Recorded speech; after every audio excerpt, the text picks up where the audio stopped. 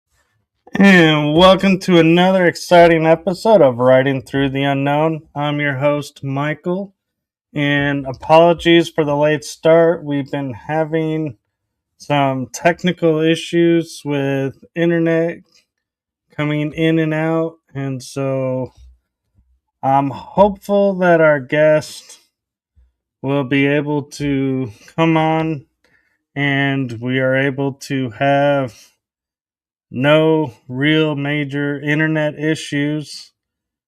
I am hopeful that we will have our episode, as I am looking forward to talking with our guest. She is an amazing person, and unfortunately, it's just one of those situations where the internet does not seem to be our friend right now, and so she was on and it's been cutting in and out, and so hopefully she'll be back on shortly and we will do the best we can with tonight's show. And if we have to, we'll reschedule and hopefully find a time when the internet's more stable. We have both tried rebooting our computers, and the Wi-Fi just seems to be cutting in and out. She is in another state, and so it could be a matter of whose end, but I am going to take a moment and I am going to look up her bio so that I can share with you all a little bit about why I'm excited to have this guest on and have her share her experience with us. And I'm just kind of waiting right now for my computer. It's been a little bit slow, but hopefully I can get it to get a little bit more cooperative. So, Jane Celia Hatch is a survivor of the secret space program, MKUltra, and here she is. So, I will add her to the stage. Okay. I was just letting people. Oh, go ahead.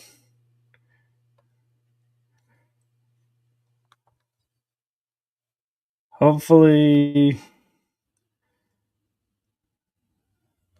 is this going to work as it seems?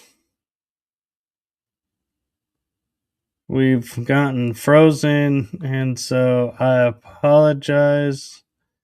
And as soon as she unfreezes, hopefully she can share some of her story and experiences.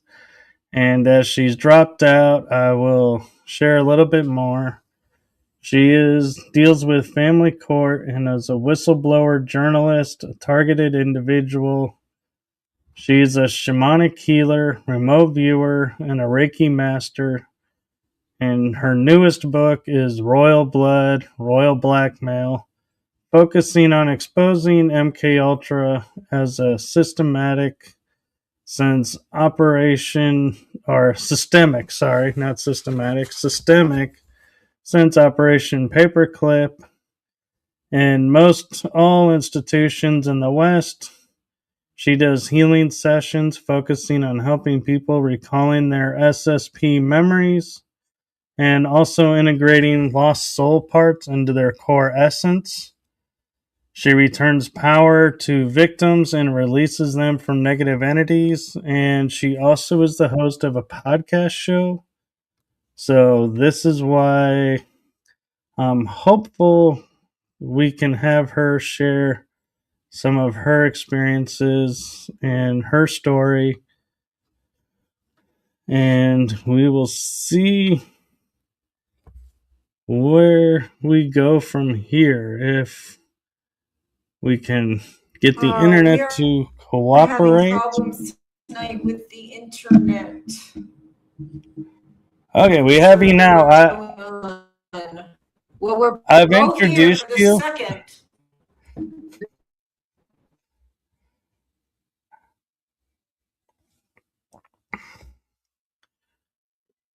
Let's see. It seems like they may not want us to talk about this tonight, and we actually were going to do a positive and focus on positivity with her work. And so I'm not sure why the internet is not wanting to work. And so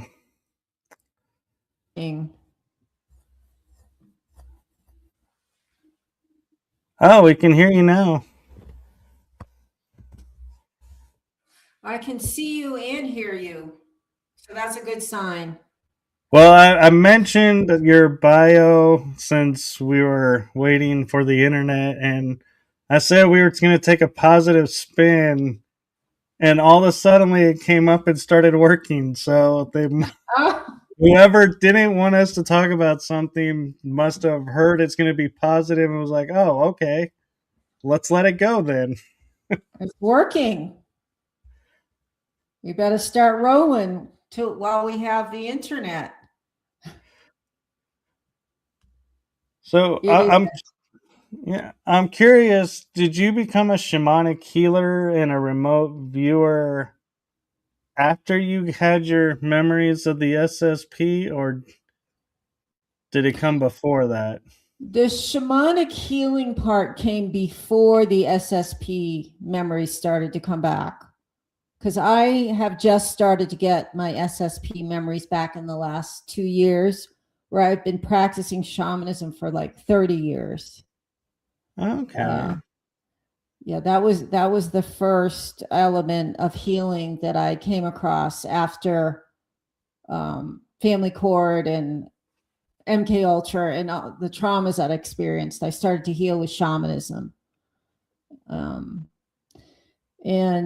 that was on many levels. Like I sometimes think you're born, if you're born a shaman and you've had it in past lives. And so I just sort of felt like I picked up where I left off, but then I had a lot of training too by a lot of different teachers on the East Coast and New Mexico and Colorado. And it really is what enabled me to survive with shamanism. And the SSP memories have just started to come back as I've, begun to heal from all the original traumas, which is the whole point. They want to keep you buried so that, you can't find those memories. So I'm getting to them late, but I'm getting to them.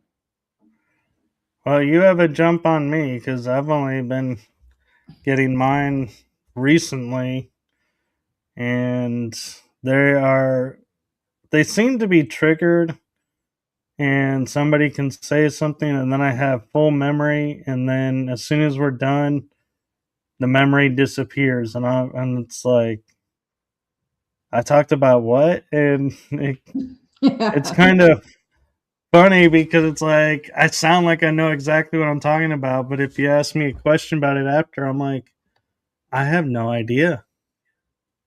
You're probably And channeling an altar.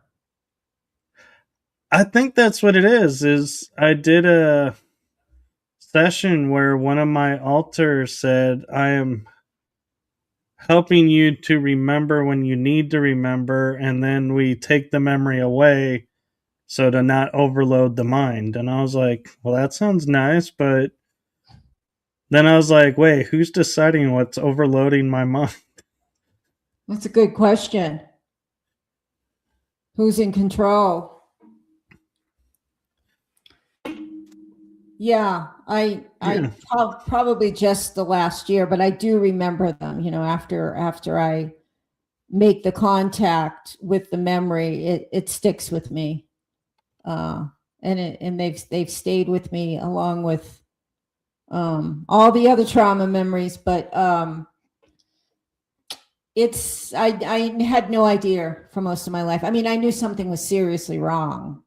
As most survivors do, you suffer with PTSD and addictions and a sense of not being in your body and all sorts of strange memories, but I didn't really know what was going on. I thought it was, just something to do with my family or abuse, sexual abuse or abandonment, but they do that on purpose. They pile everything up so that you don't really ever get to the origin, although everybody is, all of us are getting to it. So I imagine that's coming as kind of a surprise to our handlers. I think so. And I find it interesting how, with all that you went through and I went through, and others, we have turned and become like healers. Like, I know a lot of SSP friends who are into sound healing, shamanic healing, as you're doing. I know Reiki, Mm-hmm. and I can't help wondering, is there, is that, did we do that by choice, or did we all kind of be guided into that path? Well, I think that's one of the reasons we're actually chosen for the program is because we have healing qualities. We're telepathic, we're psychic, we have, healing energy streaming through us. And that's one of those are the qualities they look for in SSP. So we're actually chosen, I think, in many instances because we have those qualities and they can read it in our DNA, when we're born. And also, I think they used those school photographs, to pick, like we're seeing on the Epstein files, that they will pick the children they want. And they actually have their own psychics. I heard that they could pick the children that were telekinesic and telepathic. And so it's no surprise that we have all these commonalities between us. Yeah, that's true. And I'm curious, as you do shamanic healing, I know a lot of time you go into visualization and you're looking at events. Have you ever come across events and you're like, wait a minute, where is this coming from? What is this event? And be like, this is not from my childhood. This is not my story. And in other words, having like SSP memories bleed into shamanic visualization.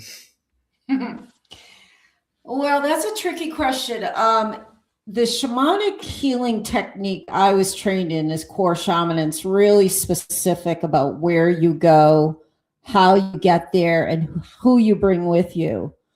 And so in those three dimensions, which is lower world, middle world, and upper world, you're going with your power animals and your spirit guides, and you're going with an intention.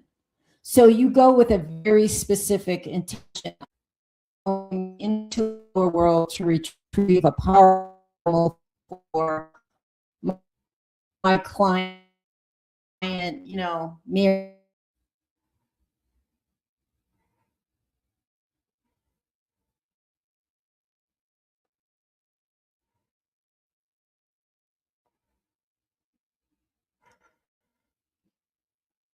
Okay, we seem to have frozen. I was kind of hoping by sticking with the positive that we could keep this from happening. We'll see if she'll pop back in like last time. Let's see.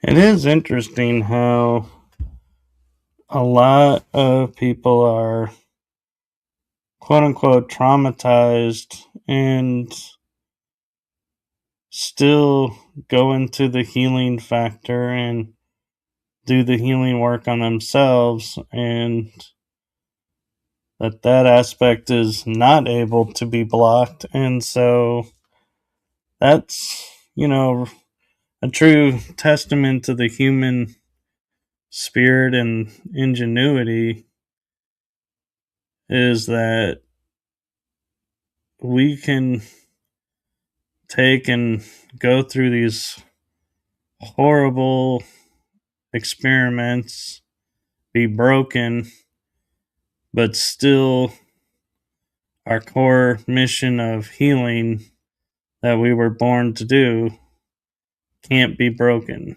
that we still follow and go into that path. So I'll be interested to hear more of her thoughts about that, and hopefully we'll get into being able to integrate lost soul parts, because that is something I think is very important, and I have undergone twice and does have a big impact on the person or individual. And so I'm hoping we can get into that tonight. So I'm going to grab some water real quick.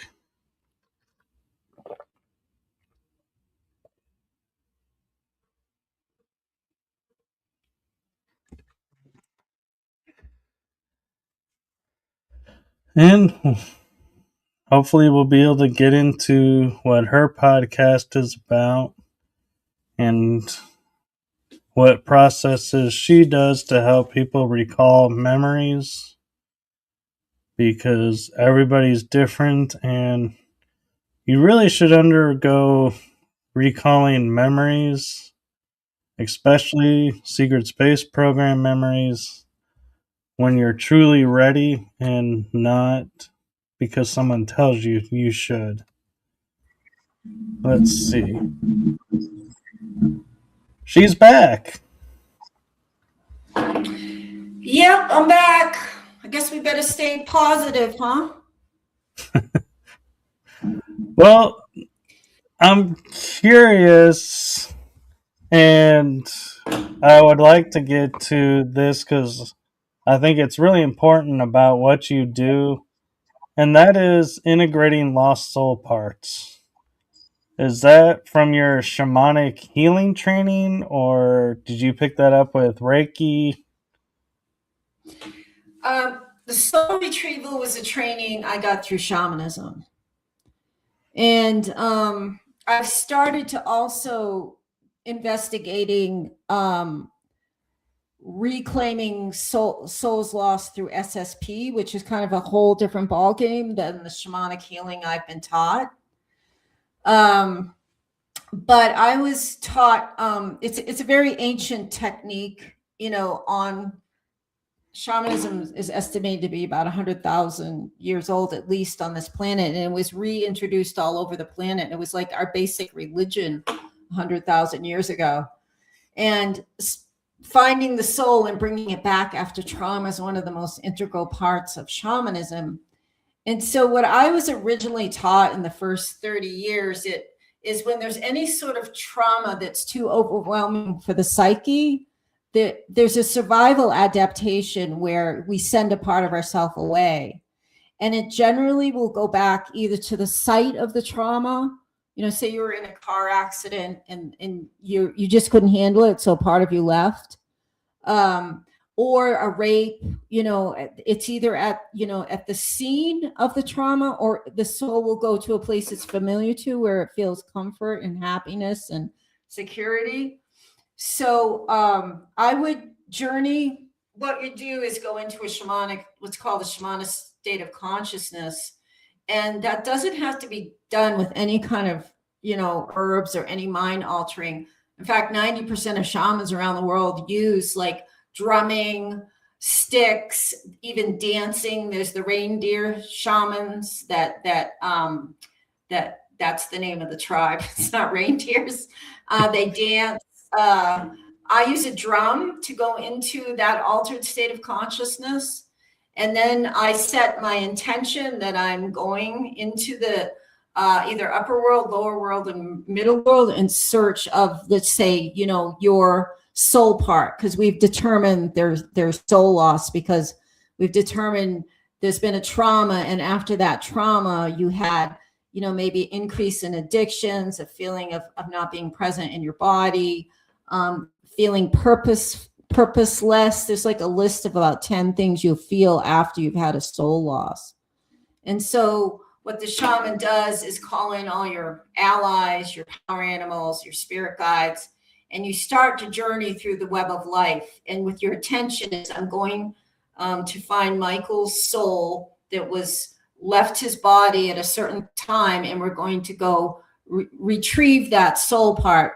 And often part of that, the shaman is like a Brooke Medicine Eagle calls us the hollow bone. You're just, using the energy of your spirit guides, really. And they're the ones, they'll bring you to that soul. And they can be in lower world or middle world or upper world in traditional shamanism. Now that I'm opening up to SSP, they can be almost anywhere in the galaxy. But my training was just these 3 different dimensions on Earth. So then you go and you find that soul, and you recognize it, because you recognize the DNA when you're getting close, and your power animals will give you. My power animal right now is buffalo. I've had different ones my whole life. Everybody has, they change with your age and what you need, and so we'll approach the soul part and begin potentially a negotiation. Michael would like you to come back. He needs you. He needs his 10-year-old self. And the soul part will usually says something like, it's not safe, or and then I say it's safe now. It's okay to go back. And so we negotiate a little bit. And then if they agree, then generally I'll hold out a crystal, and they'll, I'll ask.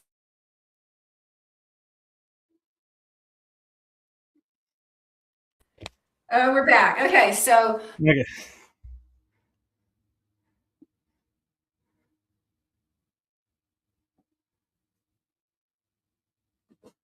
Or I think we're back.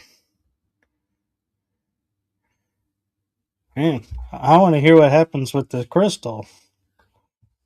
You hold out.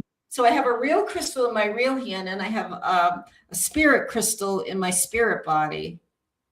And then I asked the soul, are you willing to go back to Michael? He's safe, it's safe now. There's no more trauma, and do you need any healing before you go back? So, because we don't want to return a soul part that's not going to be in your best and highest interest. So there's a little bit of discussion and negotiations. And sometimes you have to deal with an entity that's captured the soul or holding the soul, like a demonic presence or relative or an ex-boyfriend or an ex-wife. Like lots of times people are holding the soul because the soul has a lot of light. So you have to negotiate with the person holding that soul or the demonic presence. And sometimes you can make a trade with them. You'll say, well, I'll give you this crystal ball, or I'll give you this, or I'll give you that. And it's like all this negotiation on the spirit level. And so eventually you hopefully will get the soul released. And then they go into the crystal, and then you turn and you follow the web of life back to the client. And then you hold the crystal over their heart, and you blow the soul part back in through the heart, and then through the top chakra, and then you drum, sealing it in. That's a traditional soul retrieval through core shamanism. SSP takes it to a whole new level. And I'm just starting to investigate that and do that for myself before I start to do it for anybody else. I mean, I can do soul retrievals, traditional soul retrievals. And I've also had like a cyber, I was, part of my cloning, I was put into a cyber soldier, and there was an accident and I could feel it calling out to me. I didn't even know. And my soul went to it, and I grabbed a piece of my soul that had been taken in cloning and retrieved that.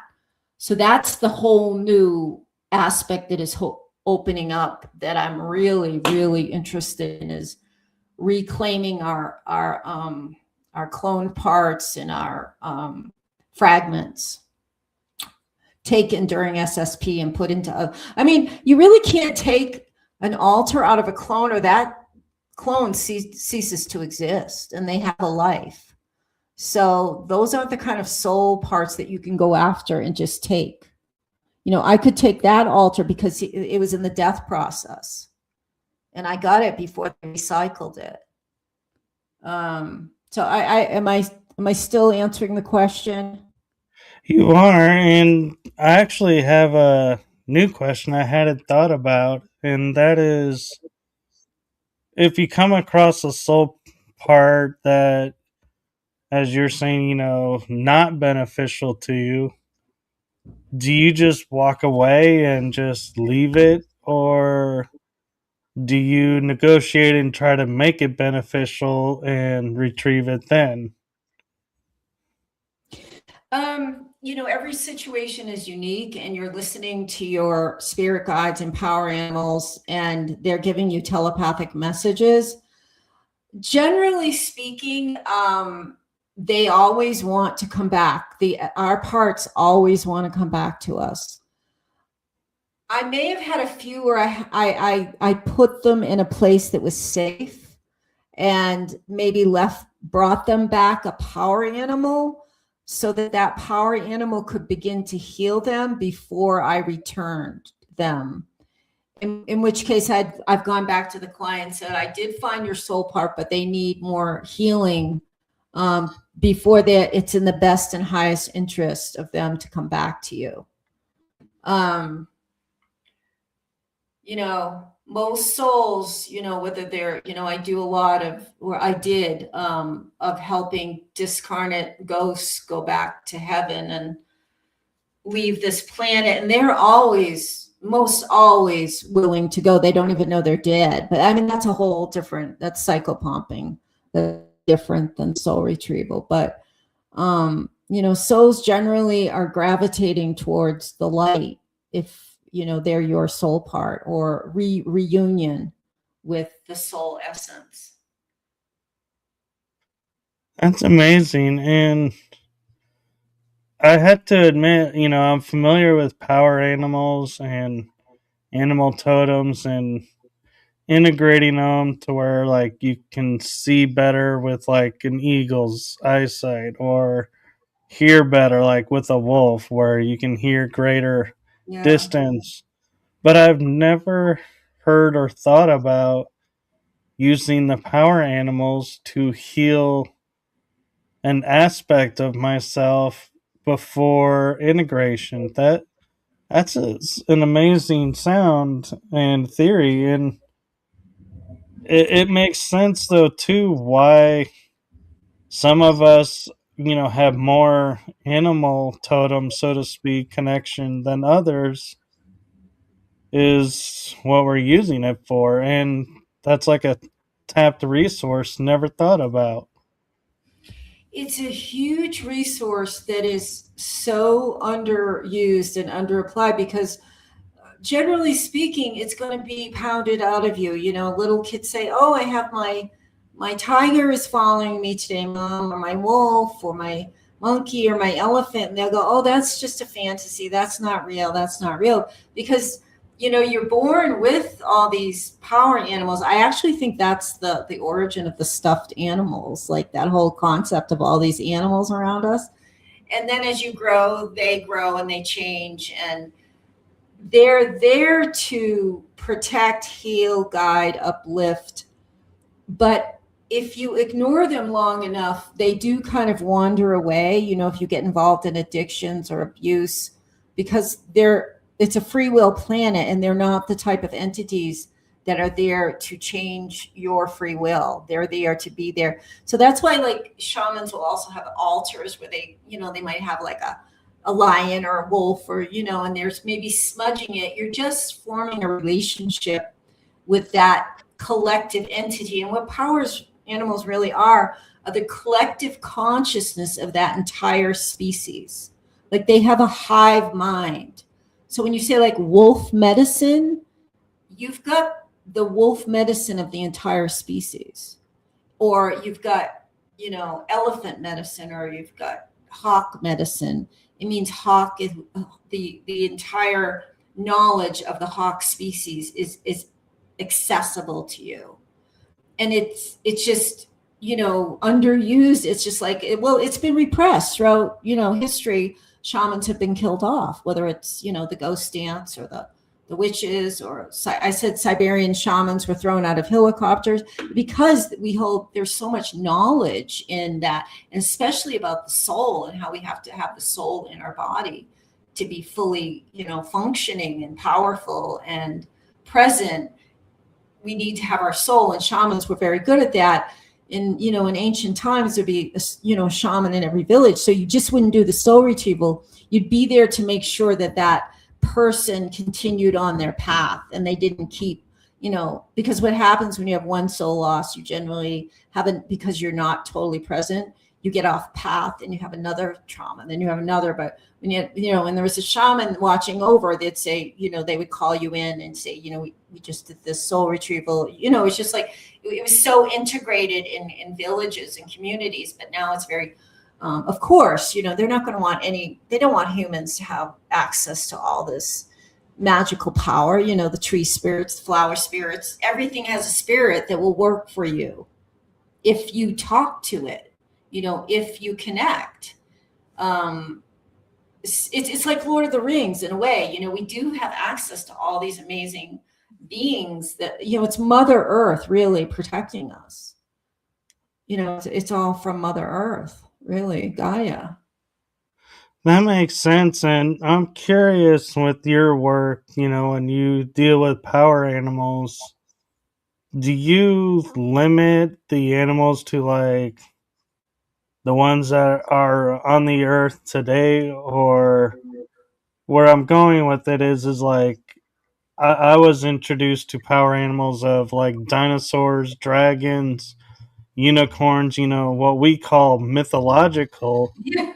that were once here. And so I never thought to tap into them, because I thought, oh, mythological, most likely didn't exist. But then somebody said, well, yeah, I tapped into this dinosaur. And I was like, wait, you tapped into something extinct? I was like, wait a minute, that opens up a whole new ball game here. Yeah. Yeah, they can exist across timelines, eras.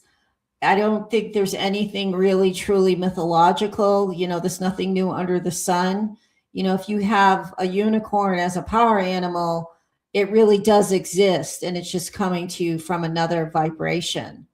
So they're not all traditional. I named off like Native American, our traditional, but in every culture, the power animals were different and based upon sometimes religious beliefs and also where you live. Like if you live in Africa, you're more likely to have those type, because you're in their vibrational frequency more so.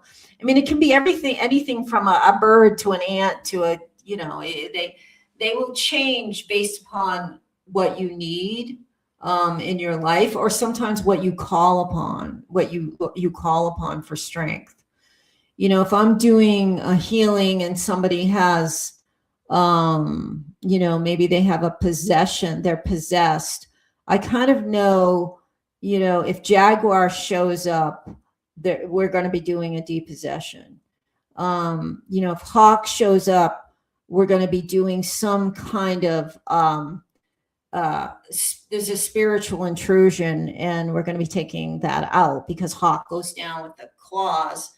So I kind of know at the beginning of a shamanic journey who shows up, what they already know what they're going to do. I mean, other than my standard power animals that are there for me, to protect me. It's like, what kind of surgery is going to go on by who shows up. So here's a kind of curious question for you, tying into like the paranormal unexplained phenomenon. Is I'm sure you've heard of cryptids, which are like hybrid creatures.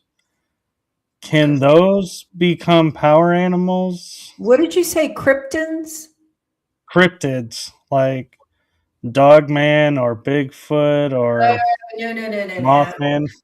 No. I've had experience with dogmen. They're really, really, really dangerous. It's a long story, but no, they would never be. If you don't feel like love, compassion, joy, those are dangerous entities. There's some shamans that say they can transform those into from demonic to healer, but right off the top of my head, say no. There's no. They are not your allies, and you would hope to be. Yeah, I was just curious because hybrid animals, could they be power animals, or because they were manipulated, that takes away their power, maybe? Well, there could be power animals for Satan. They're the hybrid creatures. Some of them I don't think have a consciousness, and some of them are just bred. Like the dogmen have the worst energy I think I've ever felt in my life, and they're I don't know if they're controlled by AI or remote control, but they don't come near being a power animal. There's some sad, pathetic, horrible creature created by our military for whatever for a variety of purposes. Some of their hybrid are successful, so-called, and some of them I guess are just blobs sitting there with one eye. It's sad state of affairs. So what techniques do you use to introduce people who may not be familiar with their power animals? Well, I do. First, we kind of identify if they felt a power loss, like if you're accident prone, or you just you go out and you seem to have, which is kind of weird because all targeted individuals have they're gang stalked and whatnot, but you kind of determine if they've had a power animal loss, and they'll sort of come in with that concept that they know that they want their power animal because they're already kind of familiar with shamanism. And then what I do is I call in my power animals, and we journey to lower world, which is the location of the power animals. And we journey. It's lower world is a downward like spiraling, like upper world, you go up towards the clouds and the heavens, and Black Elk talked about it, and so do shamans historically. And then there's lower world where you sort of descend, you go through a route, or you imagine a staircase or stairs, and you go down and down, and then the most important thing is you set the intention. I'm going to lower world to find a power animal for Michael for his highest and best interest. And then so I do the travel beat is like a really fast beat. I don't know where my drum is. And then when I'm in lower world, it goes to a slower beat, like a journey. And I'm in the process of looking for your power animal. And traditionally, it will show itself 4 times from 4 different directions if you know it's their power animal. And then you also, you're getting telepathic messages from, I'm getting them from mine, like they'll not, they'll do something or they'll stop.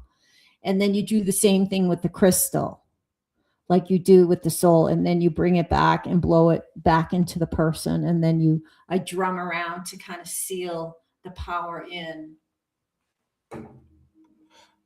So can the power animals help us to reclaim our self-power and empower us and help us to, stand in our power, so to speak? Yeah. Say you wanted, to have more vision of the future and be more wise about and be able to see into the future. You might call upon like eagle vision. You could call upon eagle to be in your energy field. And we sort of share the energy, like the eagle's sharing our energy and we're sharing their energy. It's like a cooperative. They get to kind of be incarnate a little bit. And so you're kind of taking on their medicine while they get to kind of be part of the earth, this dimension. And so they each have a different strength. And yes, they can help you in, like I said, each one, like if you want, like bear is about like family and strength and maternal love. And like I have like bear is one of my primary and buffalo right now. So each power animal, and some shamans have hundreds, if not thousands, because they do so much different types of work. And, people just, everybody can, partake in it. It's a gift from Mother Earth for every human being on the planet. And a very small percentage are taking advantage of it. So yeah, it will empower you in whatever you're looking for at this time in your life. Whether it's sometimes even the ant medicine is like organization, and sometimes they will, like, if you start seeing like a certain animal, like it fall, it's in a book and it falls off a shelf or an advertisement, or, if, you live around, you start seeing them, they're also giving you a message. And it's not like every single coyote you see in the world like that means you have coyote medicine. It's like you'll feel it in your gut. It's like you're looking into another dimension when they have a message. You'll just feel a little different. Your attention will be drawn to it. Like, at certain times in my life, I saw a raven over and over and over. And he was trying desperately to give me a warning. And I didn't get it. I was too mind controlled. That's the problem I had as a young shaman. I was into MKUltra mind control and I didn't even know it. So I'm being pulled like by all this love and light and truth, and then I've got MKUltra mind control pulling me in another direction. And so that was very difficult. And that brings up another interesting point is, as we're working with our, soul parts and reconnecting ourselves and working with the power animals, what comes of people who find out that they may be hybrid, where they're human mixed with a star being, for example, like say Lyran? does that power animal, is it able to work with both sides, or can it only work with the one side because the star side is unknown or unfamiliar?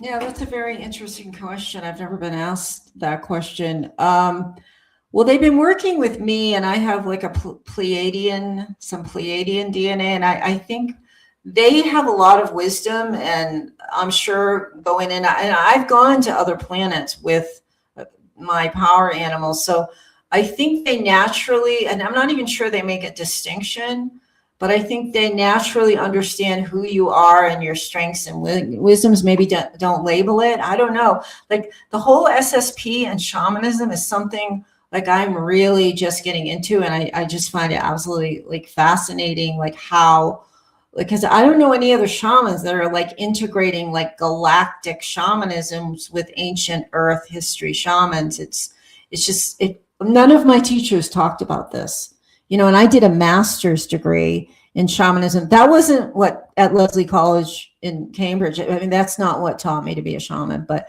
I learned a lot. I had, I interviewed I did a literary review. So I had like a global world view on it, but no one, maybe, the Australian shamans, and African, they often talk about, their home is the stars. So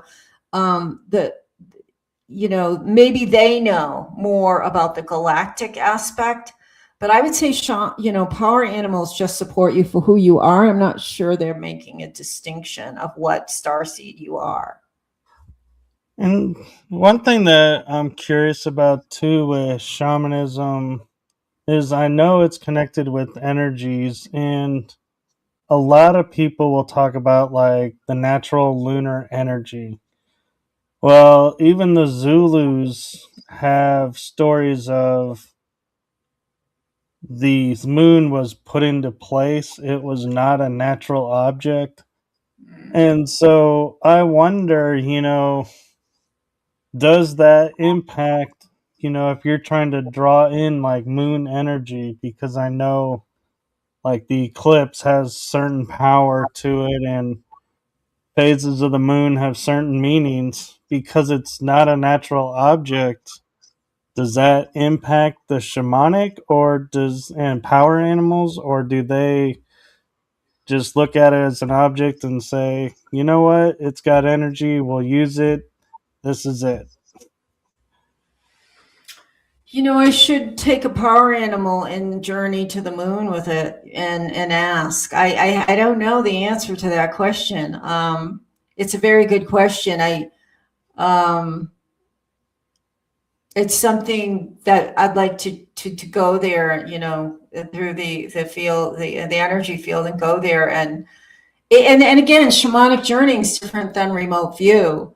I could also do a remote view, but with the shamanic journey, I'm sending a soul fragment there. With remote viewing, I'm sort of in a bubble looking out at the world.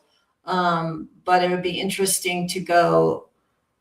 I don't know the answer to that. Like I know I've questioned that myself, because especially there's so many religious or spiritual people that cinnamon that work with the moon, and I wonder that now, because so many survivors are saying it's just been placed there. It's not a natural being. But even if it's not natural, everything has an energy imprint that can be utilized one way or another. If it's made from a metal, I mean, everything has a spirit. Right. The story that I was told about the moon that to me kind of makes the most sense is when Atlantis was destroyed and Lemuria was destroyed. It caused the waters to become uneven and the earth to become a little bit unstable. And so the galactics moved the object that we call our moon in, and to kind of settle the landscape, to settle the tides, and to offset the missing land. And it kind of makes sense because a lot of the timelines are Atlantis disappears, the moon appears. it's like they were so close together that it's like you can't help but think, oh, so if it wasn't for the moon, we would be in a much different world. And who else but an intergalactic or a galactic being would have the foresight to say, let's take this object and put it here, and that'll do everything we need it to do. And we have a base of operations. We can keep an eye on these people. It does sound like a military operation, doesn't it? The moon.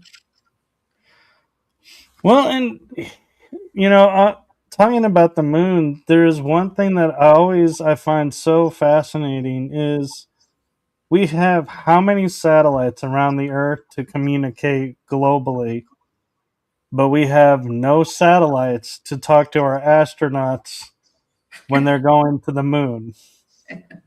That Right. does not make any sense to me why there are no options for them to communicate. And they're just like, oh, we just lose communication with them for a certain amount of time while they're on the dark side. I'm like, and we're okay with that. Well, I'm hoping that humanity is waking up and finding out everything they've told us is a lie. Remember the moon landing where did the president like call them on the phone or something?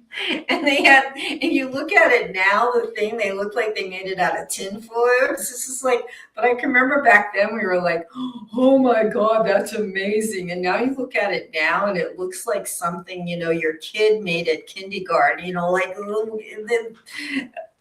I guess our consciousness is growing and expanding and we can't accept that anymore. But didn't the president like call on the moon landing and say, we're, whatever, we're so proud of you. You may, I don't know if you remember, I barely remember it, but I think they like actually picked up one of the old landlines and called of course there was no astronauts on the moon or anything, but it was all a game. I don't even know what they were trying to mind control us about that we were advancing. I don't know why they did that. It had something to do with the space race between Russia and the U.S. I think they were competing, and some of me feels like it's, showing off who has more connections with the other beings and getting more resources, and to sit there and say, hey, look, we landed people on the moon in 10 years, and the best you could do is float a man around one orbit. Yeah, but don't you think even the Russians, like everybody knew it was a farce and the real story was behind the scenes? Like everybody, the elite all knew it was a farce, Right. and the real story was going on in the secret space program where, moon was already inhabited and Antarctica was and all these planets were, they all knew. That was like a little show for us, the little kindergarten kids, little earthlings.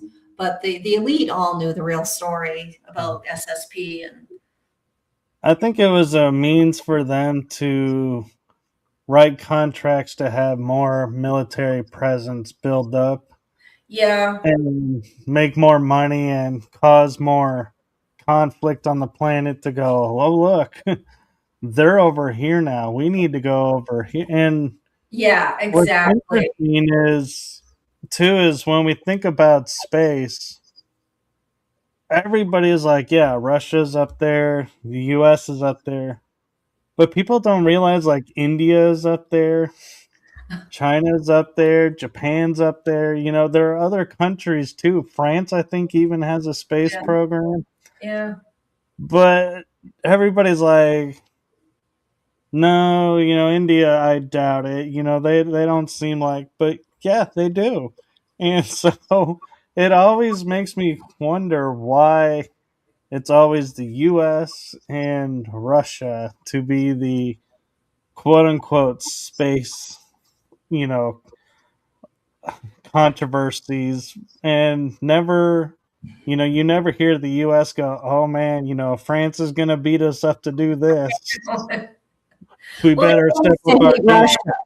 They want us to hate. They want us to have a little enemy, so that they want us to hate certain groups. And so, they create enemies for us and they want us to hate Russia.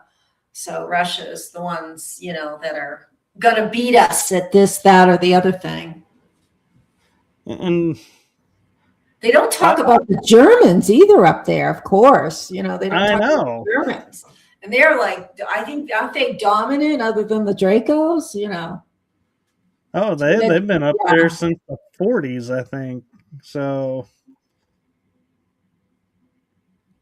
and, one thing that people have been talking about is, and I'm curious your thoughts of, because being SSP, we can go off planet, like you were saying, is they say, oh, the astronauts never were on the moon because they would never survive the radiation leaving the planet's surface and leaving the atmosphere. There's a radiation frequency that they would be obliterated in.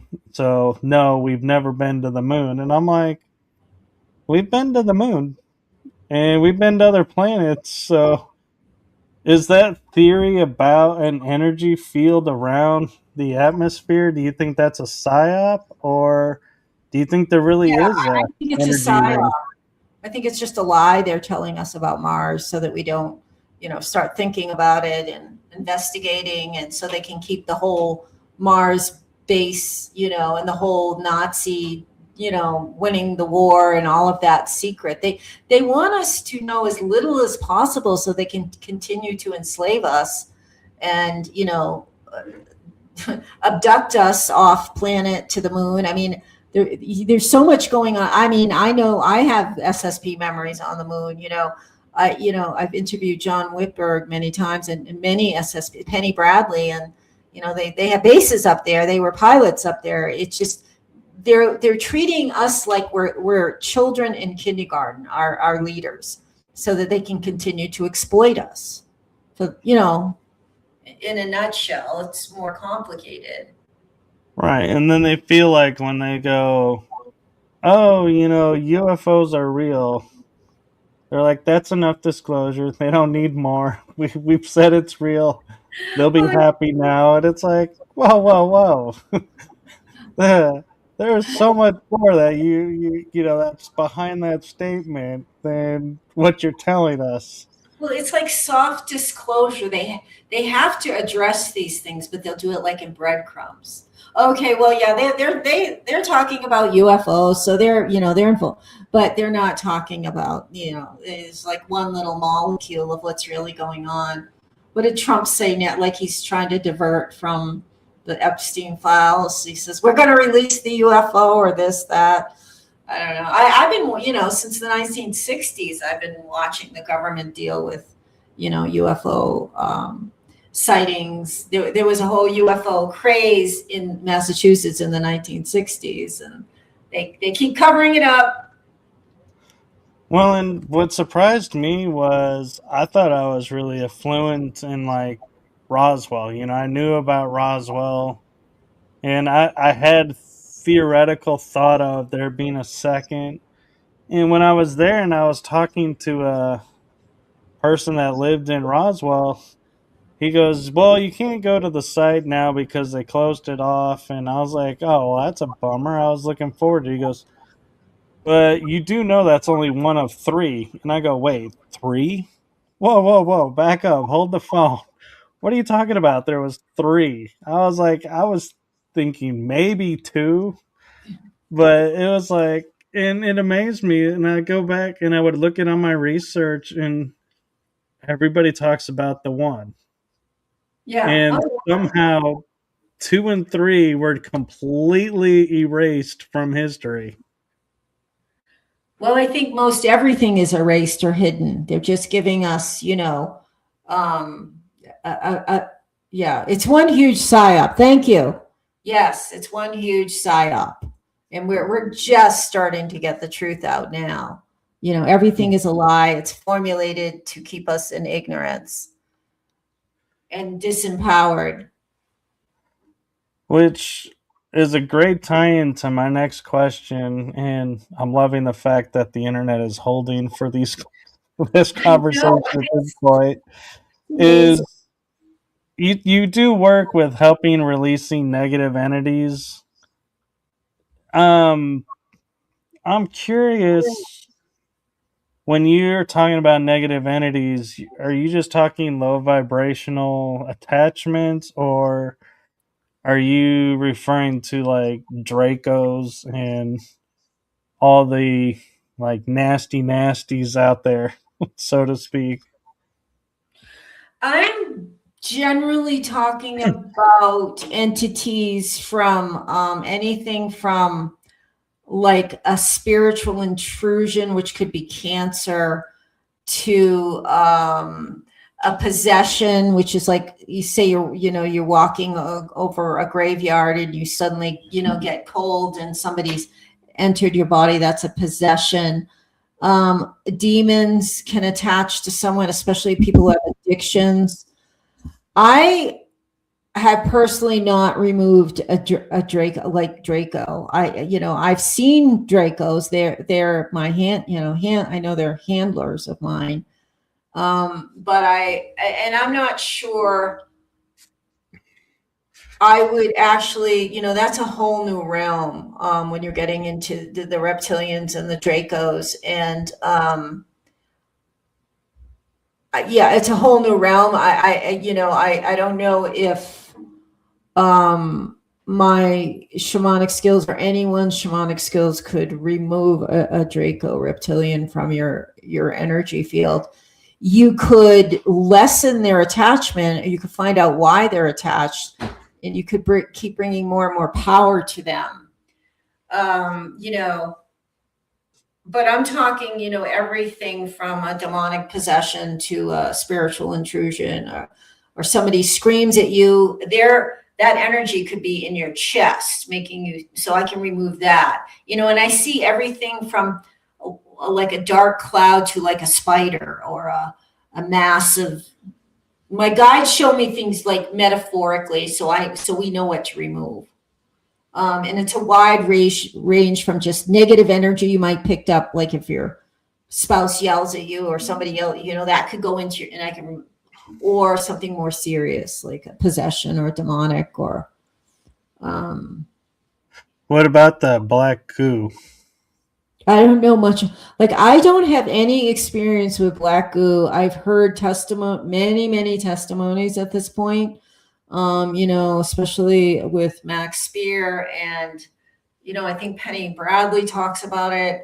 I don't recall any experience with black goo, or even, those are questions that I could actually ask my power animals. Like, if I saw black goo in the universe, how would I deal with it? How would I protect myself? Could I move it? Could I remove it? Those are like the new frontier that's sort of opening up for me, is all these new terms from SSP that I didn't know 5 years ago. I'm learning a lot from other people about black goo, but as far as I know, and I don't have any experience with it. No, that's fair, and thank you for your honesty. And I'm curious, like with power animals, we think of like, if we're going to say the Arctic Circle for a park, obviously you would be like, hey, penguin or polar bear, because that's who you associate with that cold region. I wonder though, do our power animals get affected by the elements? And by that I mean, like, say I have huge wolf power animal energy and I get drawn into water. Would I be okay with the wolf energy in the water, or would the wolf be like, hey, this is not my element? Let me get you, a dolphin or a fish where this is their element and you'll do much better with them. Well, I mean, if you became temporarily immersed in water, that's not going to affect your relationship with wolf. If you become someone that wants to, be in the water all the time, and you would yeah, they might pass you on to some like thing like a dolphin or, a shark or a mermaid or other, there's all kinds of water beings. I can't say it would totally take the power away, but they're not as powerful out of their element. And generally, like, let's say you had a dolphin power animal, it'd be very good for you to be on the beach and doing and thinking and feeling things that the dolphin would enjoy doing. And that's how they grow closer and closer to you. Like they say, if you have like a jaguar or something, it's good to like go out and run at night and you start, jaguar loves that. So they're going to move closer to you. So the more, like, that's like the shamans wear the animal mask and they dance. They're on, it looks, weird, but they're actually honoring the spirit of their power animal and drawing that power closer. They're like a, owl stuff. I mean, I'm not talking like it, the satanic stuff is completely different. Right. No, I know what you mean. Yeah. Yeah. So yeah, I mean, the wolf isn't going to go away because you go for a swim, but they might not be as effective in the water. And then if you needed more water power, like which would kind of be like emotion or fluidity or feminine, another power animal might come along that's empowered by water.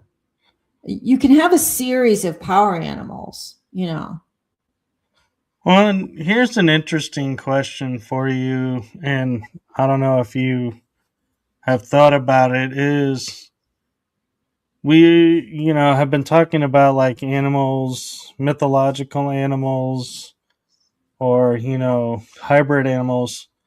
What about fae and elemental types? Are they accessible, or would they be like, a lot of people who do energy work are like, don't mess with the elementals. Don't touch the elementals. Stay away from them. well, there's good and bad elementals. They're not power animals. They're in middle world with us. They share the same planet. Whereas power animals are like another frequency that visit us. All like the brownies, the fays, the flower divas, the tree spirits, they all share this middle world frequency. And I've had some that were very helpful, fairies, that have helped me, but they can be, very mischievous. I mean, especially like in Ireland and England, there's just like these horror stories about the fae and the mounds and people disappearing. And again, you've got to be very respectful of these entities. And, in certain countries, they used to, before they built a house, they would ask, permission from the local fae. So it's like they do have power and they will retaliate against humans if you don't respect them. They will, like, if they take a liking to you, then they will work as one of your allies, if you need help, if you've helped them or you respect them, and you've developed a relationship with them. They're different from power animals, but they're right that some of them can be pretty dangerous, but not all. Yeah, I asked because, like, with Reiki, I found out I could channel in electricity, water, fire, air, the elements. And I was like, when I talked to somebody in paganism about it, they were like, you shouldn't be able to access that energy. That's really strange that you can do that. And to me, it was like second nature. I just did it. And so I was wondering if like the shamanisms have that as well, where it's like you can access the elements and work with the elementals, or if it's something that's like, nope, we're not really, going to do that. Let's leave them alone, and let's not everybody start going out there and going, let's bring out the electric energy.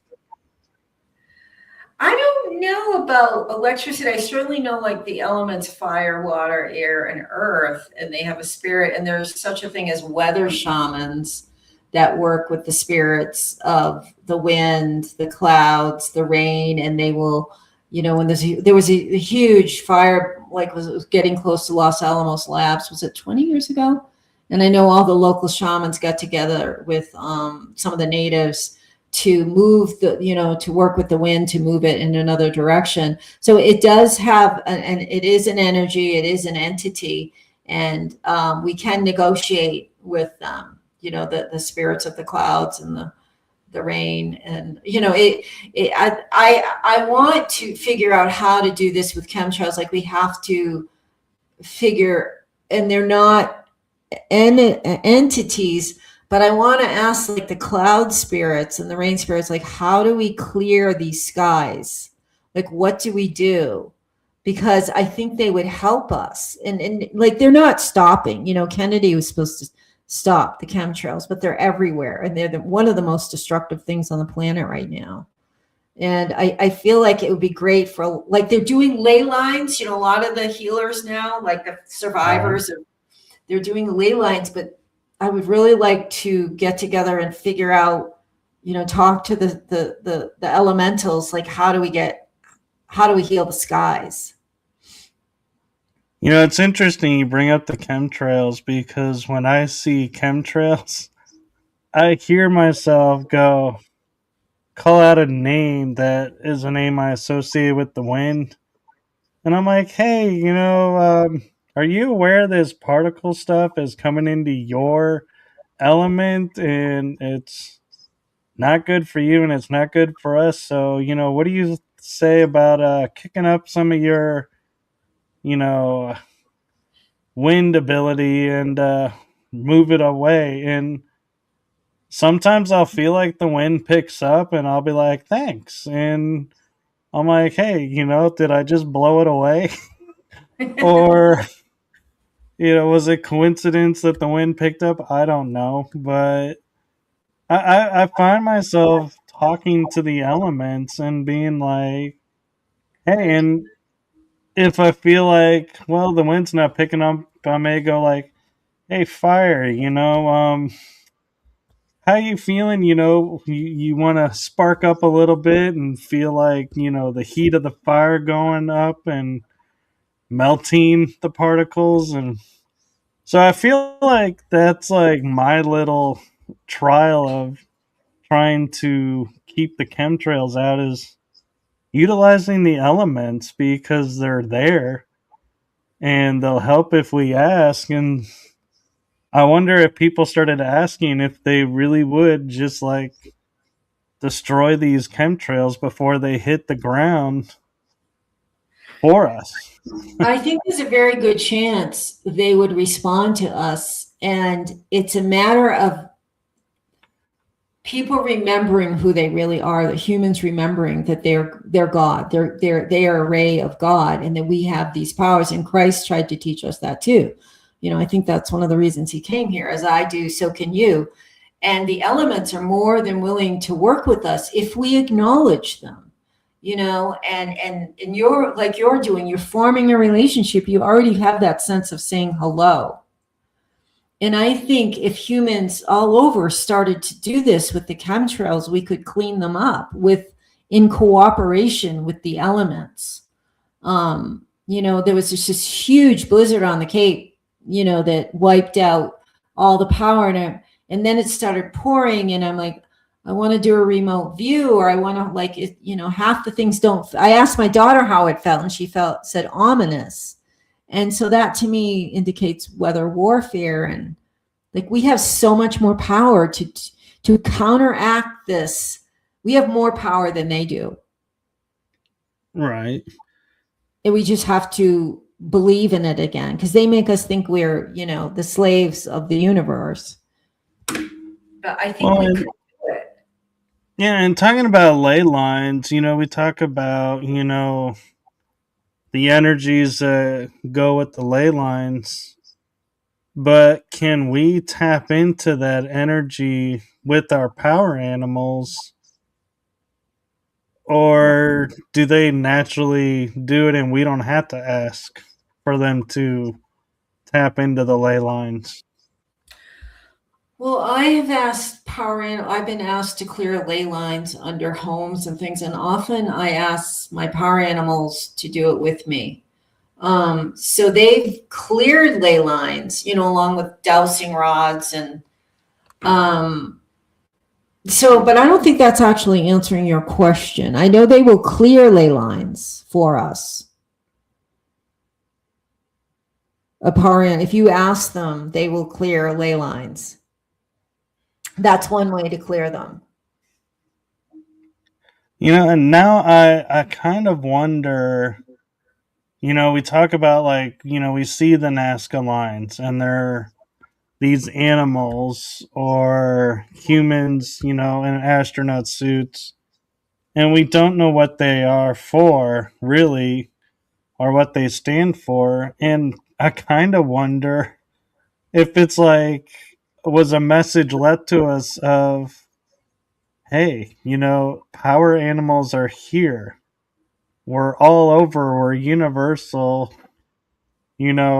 because let's think about it. You have a monkey in a desert that has no monkeys. How do they know what a monkey looks like? They would have had to have seen one, or the spider, or the dragonfly. They have all these ant critters that don't exist in that environment, but yet we're drawn to perfect detail. And now I start to wonder, those are power animals. Could it be a message from the power animals to say, we're here, to help, and we're just looking at it and going, well, there's these nice lines out there. We don't know what they mean. And we're just looking at everything but the obvious. Yeah.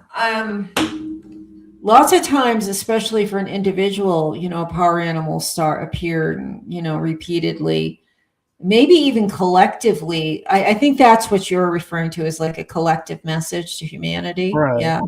Yeah. They're trying. And, the more mind controlled we get, the further we get from their messages, because we receive it through our heart and our intuition. If you're undermined, in your head from all the propaganda and mind control, you're going to be less and less apt to listen to anything remotely like a power animal or an intuitive because really your power animal is your instinct. Women Who Run with the Wolves, Clarissa Estes wrote that, and that's our instinct. It's very earthbound. Our primal instinct is tied into power animals a lot. Right. And even tribal, when you look at the Aztec, their warriors were animal totems. Yeah. If you really think about it, they had the jaguar warriors, the eagle warriors. That would be the animal totems. Yep, they were calling in that power. They were calling in the power of those animals that they were representing. And so, I can't help but think now, looking at the world. We have architecture in Crete that has dinosaurs carved into rock that's hundreds of thousands of years old. But humans didn't exist when dinos existed. But you look at it and you're like, that's a stegosaurus. That's a brontosaurus. There's no ands, ifs, or buts. And then you go to Egypt and they have hieroglyphs of submarines, airplanes, UFOs, stuff that they could not have ever seen. And I can't help but wonder, do power animals show themselves, and that's why these people were able to carve or paint their image, because they were shown that power animal and they tapped in Mm-hmm. and realized what that stood for and was like, oh, let's add them to this doorway. And that'll be like another layer of protection because that's what this animal stands for. Yeah, well, they were really integral in, decades and centuries ago. That power animals were like integral to life and hunting, and the shaman would call upon the power animals for the hunt, and they would be told. So that's why there's so many animals like on petroglyphs, and they represented a medicine and a wisdom and a part of the culture. The oldest human remains of a shaman was in the Czech Republic, was a female shaman, and she was buried with fox bones and all these animal totems. And I think she was 60,000 years old. So, the culture goes back that far, the shamanic culture on the planet.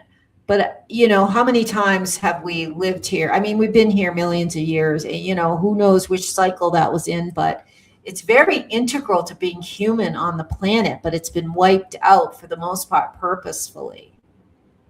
What if everybody before the vaccine was in touch with their power animals? I don't think they would have taken it. They Right. have to get rid of our power, our intuitive power in order to be able to control us. But the strange thing is, I know shamans that took the vaccine. I mean, that's the one that blows my mind. Well, Really blows my mind. yeah. And I can't help wondering with animal totems and power animals and everything being left behind as messages. I was watching Skinwalker Ranch, and they were showing the glyph of the snake in a spiral. And this person came and said, oh, in our tribe, this means portal. And they're like, oh, we have, this energy above. Is that a portal? And in shamanism, if you get a coiled snake like image, do you guys view it as portal as well? Or is that something that TV was just kind of going, hey, Yeah. let's make this fit so this can fit this, and we'll make people more interested in going, ooh. Yeah, I think it was dramatized, in my recollection. I mean, my understanding of the snake, it's transformation, leaving behind the old, and because the snake sheds its skin, it's often about transformation. And I've never heard of that. I think that might have been, a dramatization of snake medicine. In every culture, things represent different.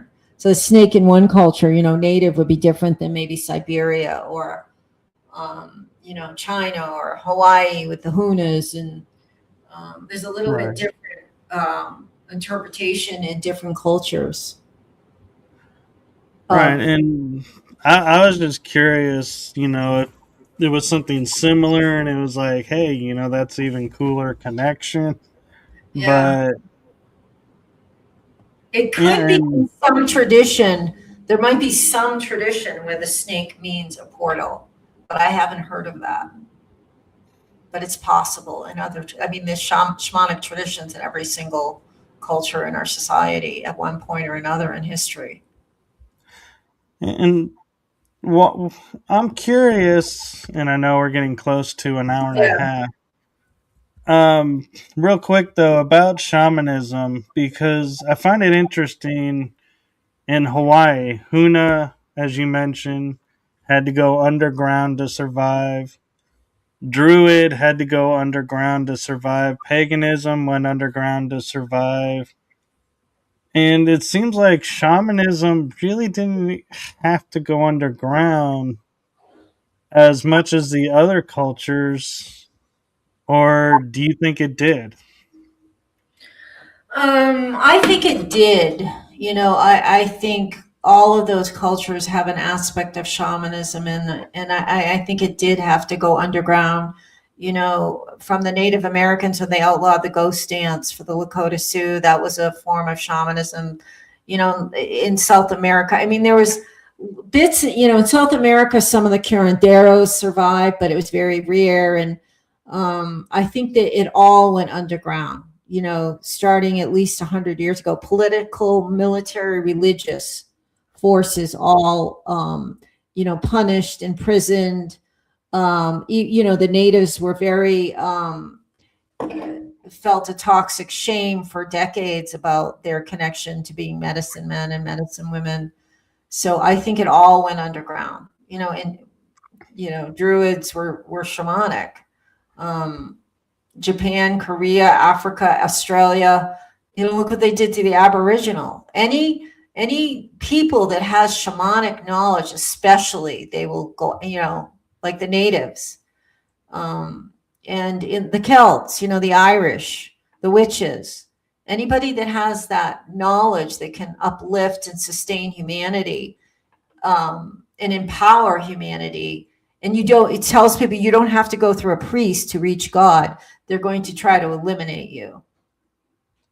Yeah, which begs the interesting question, why today is it such a resurgence and becoming more talked about and more researched? It's like, I kind of wonder, what is it about the life and energies that we're living in now that shamanism is able to thrive now instead of hide? I wonder if they feel like they've got enough people under mind control that they say, "Oh, let them go." They're not going to you're not going to, affect people like they could have.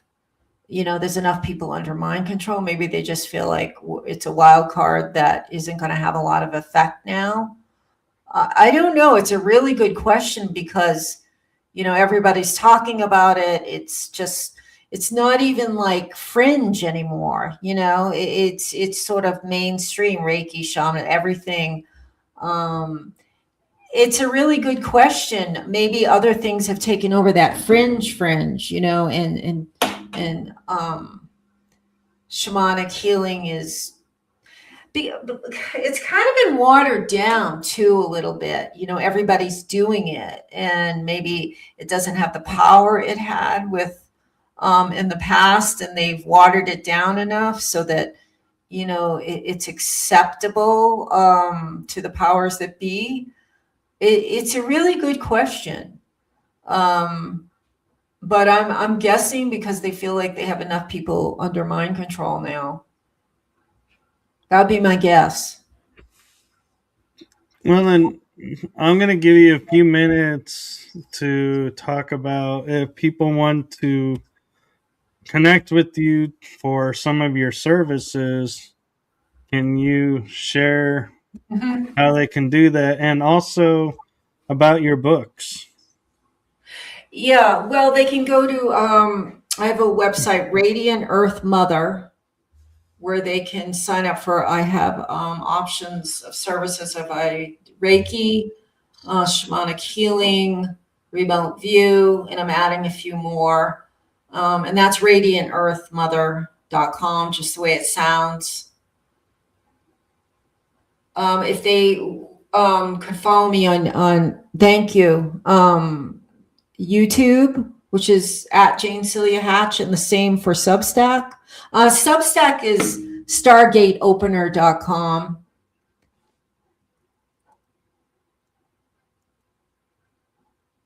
And these links are, I believe you gave me, and so will be in the description as well. Okay. But I'll put some of them up just so people can find them faster. Yes, and on the YouTube channel, I interview, I do remote views, I talk about shamanism, I do remote view for individuals as well as like celebrities. I interview survivors of SSP. We didn't get into MKUltra, which is fine because that's a very hard subject for all of us, and we can always use a break from talking about that. But I have a book, and you can only get it through me right now. I don't have a contract with Trine Day Press, the Land of Broken Crystals.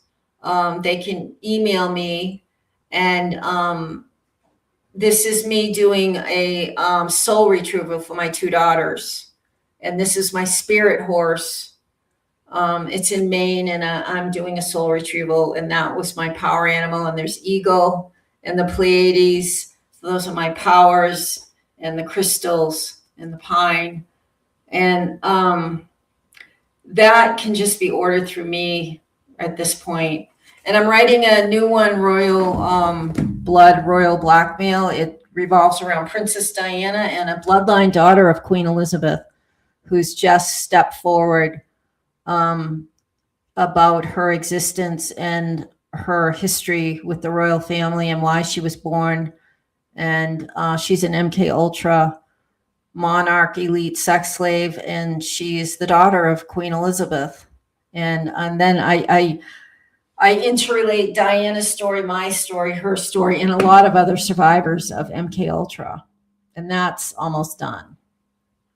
Wow, that'll be quite the book. Yeah. And I like how your cover, you have like little, like we call Easter eggs on it. Because I do that on my book covers too. Is there's symbols on there, and they all have a meaning. Yeah. Yeah. Well, we definitely. Oh, thank you, Julia. Love you. We definitely got into shamanism, and that was good because that's very positive and healing. And we're hearing tons about MKUltra, which is really important. But honestly, this was kind of a relief to talk about the healing aspects. And we didn't get into altars and the work I'm doing on MKUltra. But again, like it's kind of a relief. It was relaxing.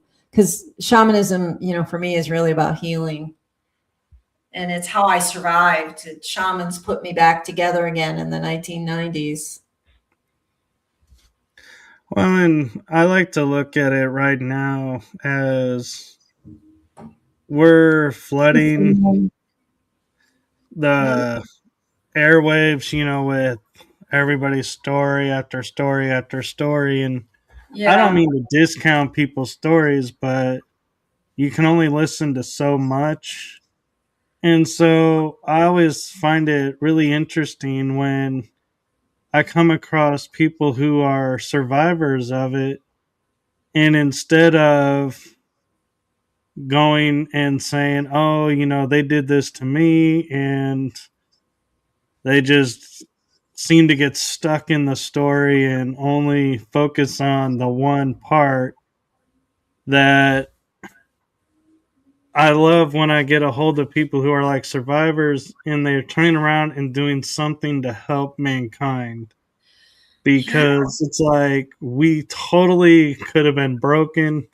Nobody would fault us, but we instead rose up and said, you did this, but we're not going to let you define us.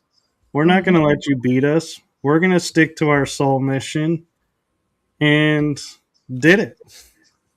And someone left you a message here. Oh, it's my daughter, Jenna. Oh, thank you, honey. She's right now. She's in the other room. Thank you. She's on the cover when she was little. Like she's the little one in the blue. Aw. So when she was, I've been doing soul retrievals. Yeah. So that's her. So thank you, Jenna. Oh, so sweet.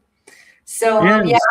and I would love to talk to more people about healing, like getting together and brainstorming about the chemtrails.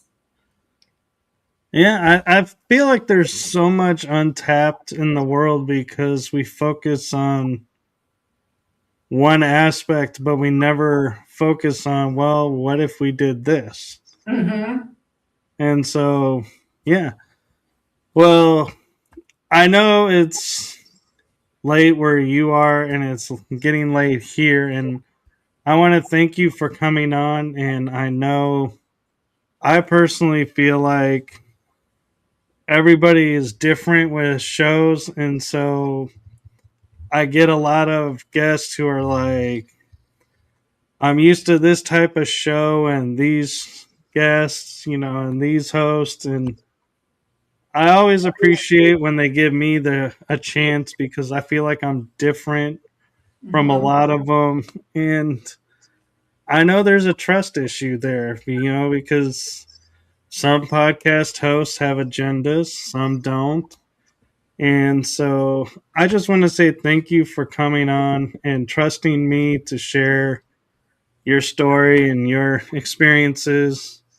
And I'd like to leave you with a message, if I may.